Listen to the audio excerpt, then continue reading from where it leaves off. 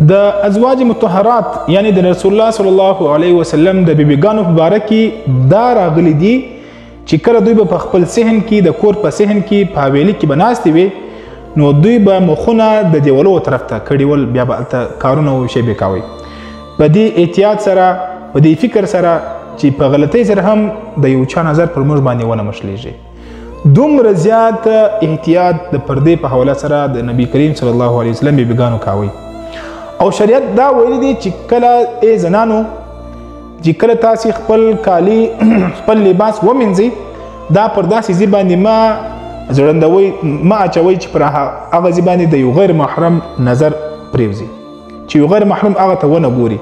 دومره احتیاط شریعت دې باره کې راوړ دی. لیکن نن سبا فاحشات دي هغه څه درته ووایم، غټ کورنۍ نجونې به وي، زنانې به وي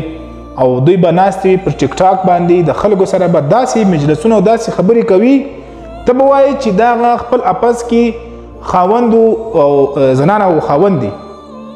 ته چې وایې دا هغه میړه او ماینه دي. دومره زیاتې فری خبرې به سره کوي او دې اخر نتیجه به دا وي لکه څنګه چې یو زنانه وه هغه بل کس ته خپل عکسونه خپل تصویران یې ورلېږلي ول، نو هغه راولاړ سو بیا بلیک میلینګ شروع کړي او دغه تصویران یې پر فیسبوک او پر د ټیک ټاک باندې وایرل کړل او هغې له بېعزتي ورسوله.